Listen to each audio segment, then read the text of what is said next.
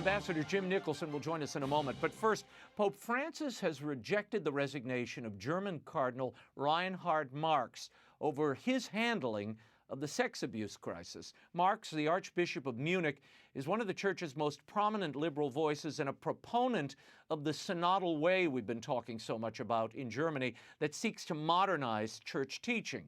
He offered his resignation publicly on May 21st. The Pope issued a letter dated June 10th, saying he understood the reasons behind Marx's actions, acknowledging the sex crisis is a catastrophe, but declined to accept the Cardinal's offer. Instead, the Pope declared his love for Marx and asked him to continue to, quote, shepherd my sheep. And the Bishops' Conference of Hungary issued a statement this week that Pope Francis will meet with the Hungarian president and prime minister when he visits Budapest in September. The meeting will occur while Francis attends the International Eucharistic Congress. The statement comes after original reports stated that Francis would bypass a meeting, instead making a longer visit to Slovakia. Hungarian media had originally blasted the perceived snub by the Vatican as political and anti-Christian, but the Hungarian bishops now say the rumor that the Holy Father would have excluded anyone from his program is false. In the past, Pope Francis has expressed dissatisfaction with Hungarian immigration and refugee policy. While he is in Europe, there are reports that President Biden may meet with Pope Francis. What might they discuss, and will Francis take the occasion to instruct the self-proclaimed Catholic president on church teaching regarding life issues?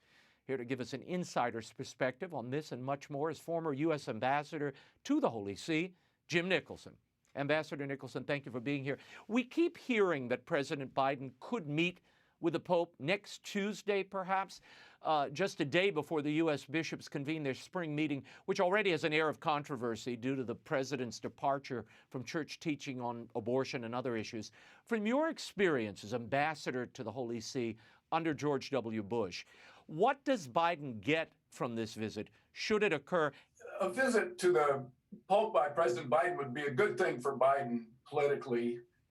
Biden has plenty of problems with the Catholic Church in the United States because of his positions on taxpayer-funded abortions, which is way out of alignment with the U.S. Conference of Bishops and with most practicing Catholics. As you know, the U.S. bishops are anguishing over whether to create a document that could hold public officials who depart from church teaching in their policies accountable.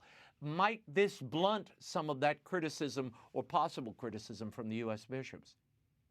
Well, it could, because Biden gets very favorable treatment from the press. But I give a lot of credit to the bishops because they're going to have a very serious discussion about what they call Eucharistic consistency, which is with respect to people who call themselves Catholics, practicing Catholics, but embrace abortion, which the doctrine of the church sees as being a very intrinsic evil, and are going to take that up here shortly. So the coincidence of those two things is very interesting. Now, should this meeting occur, it occurs before the new president has appointed a new ambassador to the Holy See. Why do you think that seat remains vacant, given that we only have the second Catholic president of the U.S. now occupying the Oval Office? That's another affront to the Catholic Church and to American Catholics, is that they're being very nonchalant about selecting a representative to go there and represent the president and our country to the Holy See, to the Vatican. And as far as I know, they've not even seriously taken up the matter of who they're going to send over there. President George W. Bush, who didn't agree with everything, certainly with Pope John Paul II, particularly with Iraq, he went to Rome 3 times to visit the Pope and have substantive discussions. He wasted no time in nominating me to become his first ambassador to the Pope and to the Holy See. But, you know, these people seem to be very laissez-faire about that, which to me diminishes the importance of that post. Ambassador Nicholson, your thoughts on Hungary. with the Vatican reversing its decision for the Pope not to meet with Hungarian president and the prime minister there. Hungary has adopted a strict immigration policy, taking its sovereignty very seriously, which is their right. And they have also steadfastly supported and welcomed persecuted Christians as refugees. The Hungarian bishops are now calling this a misunderstanding. How does the Vatican reversal and a real or perceived snub play politically for the Holy See? Well, it'll play positively because it should happen. I mean, it was unexplainable to be going there to Budapest and not meet with the leadership of the country. I mean, that's traditional that happens when a pope goes to a country, and it was an offense against the leadership of that country. He was, in fact, planning, I think, to go 3 hours away to Slovakia, to Bratislava. We're going to take time to do that and spend some time there. Maybe he still will. But the fact that he's reversed that decision, it makes a lot of good sense, and it's something that certainly should have happened. Ambassador, the U.S. Embassy to the Holy See in Rome has decided to fly the Pride flag throughout the month of June. Meanwhile, the Pentagon announced it would continue to ban that flag at U.S. military installations, calling it an unofficial flag. You served as ambassador to the Holy See for years. You were Secretary of Veterans Affairs. Your thoughts on this? Yeah, also, I'm a retired colonel in the Army, and the Pentagon has gotten it right.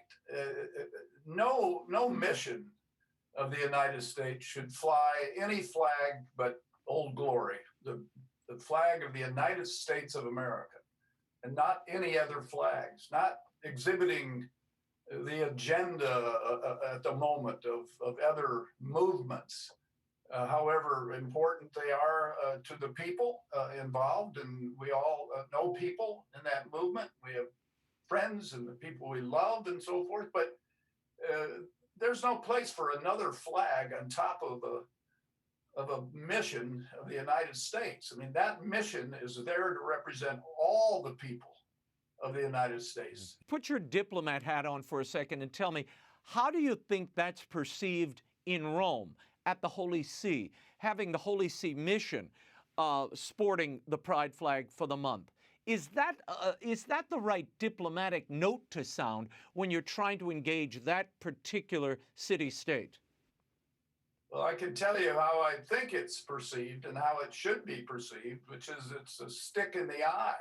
The fact that they moved the embassy of the United States to the Holy See inside the compound of the embassy to the Republic of Italy. It's an annex in that compound. And now, on top of that annex, they're flying this gay pride flag. So it's a double whammy situation. It's an affront to the church. It's an affront to the sovereign state of the Holy See, and it's actually an affront to all the people of America for that flag to be flying.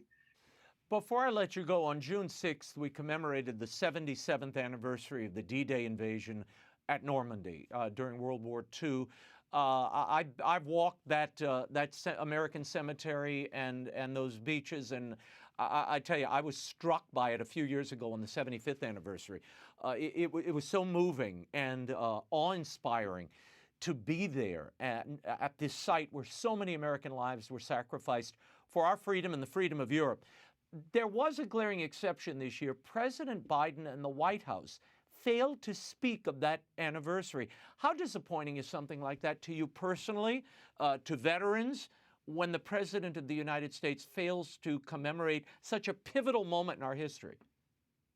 It's extremely disappointing. I too have been to Normandy several times. I do know the importance of that, and the liberation of Europe and the enhancement of the freedom and security to the rest of the world by those brave people that came ashore that day. And that should never be forgotten, and it should always be honored, especially by the commander in chief on each of its anniversaries. So Don't ask me to explain why they didn't mention it. They never fail to mention all of these different things on this progressive agenda that they have. And when a day like that comes along and they don't give it the kind of sanctity and honor and solemnity that it deserves, it's very disappointing. No. Well, Ambassador Jim Nicholson, I thank you for being here. Thank you for your perspective. We'll check in the days ahead. Thank you.